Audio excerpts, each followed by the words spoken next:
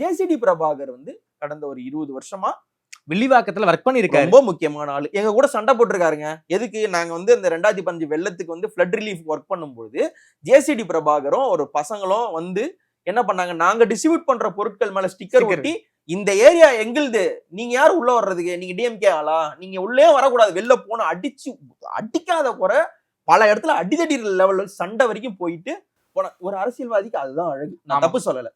என் ஏரியால நீ ஏன் வர அப்படின்னு ஜேசிடி பிரபாகரால் வில்லிவாக்கம் எனக்கு தான் சொல்ல முடியுது. அப்படிப்பட்ட ஜேசிடி பிரபாகர் வந்து வில்லிவாக்கத்தில் கண்டெஸ்ட் பண்ண மாட்டார், அங்கே வந்து ஆதவர்ஜுனா நிப்பார்னு சொல்றது வந்து இது எவ்வளவு பெரிய இழுக்கு.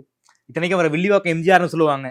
ஏங்க நான் சொல்றேங்க, ஒரு இது 2 இது தள்ளி இப்ப ஸ்டாலின் அங்கெல்லாம் வந்து நிக்கல போலனா வில்லிவாக்கத்தில் அவருக்கு ஒரு பிரைட் சான்ஸ் இருக்குதான், நல்ல கூட்டணி இருக்கு போதுன்னா அவர் ஜெயிக்கிறதுக்கான சான்ஸ் இருக்குதான் இப்போ கமிங் டேஸ்ல. ஆனால் அவரை மொத்தமா முடிச்சு விடுற மாதிரி வில்லிவாக்கத்தில் இவர் நிப்பாருன்ற நியூஸ் எப்படி வருது?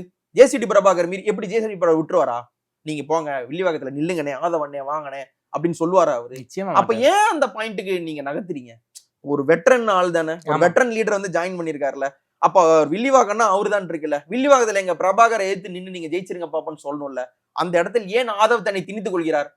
ஏன்னா பெரம்பூர் நீங்க தொகுதி நீங்க பாத்தீங்கன்னு அண்ணா நகருக்கு அப்புறம் வில்லிவாக்கம், வில்லிவாக்கத்துக்கு அடுத்து கொளத்தூருக்கு இந்தாண்டா பெரம்பூர் ஜமாலியா, அதுக்கப்புறம் தான். அப்ப என்ன பண்றாங்க? ஸ்டாலின் நிக்கிறாரா, ஸ்டாலினுக்கு கிடைக்கிற லைம் லைட் மாதிரி இந்த சைடு வந்து விஜய்க்கு ஒண்ணு வரணும், இந்த சைடு வந்து வில்லிவாக்கத்துல வந்து ஆதவுக்கு வரணும். அதாவது இவங்க 2 பேரும் வந்து ஸ்டாலினை நெருக்கிறாங்களாம், 2 சைடு நகர விடாம நெருக்கிறாங்களாம். இந்த ஒரு நரேட்டிவ் சொல்றதுக்காக ஜேசிடி பிரபாகரனுடைய வாய்ப்புகளை வந்து கெடுத்து வர்ற வேலையை யார் பாக்குறா? அப்போ மத்த கட்சிகள் எல்லாம் விட ஆதவோடைய இம்பாக்ட் ஆன் தாவேக்கா வந்து ரொம்ப பேட். இதனாலே இன்னும் மோசமா போகும். அதாவது விஜயையும் தாவேக்காவையும் ஆதவர்ஜுனா முட்டுச்சந்துக்கு கூட்டிட்டு போறாருன்னு எடுத்துக்கலாமா?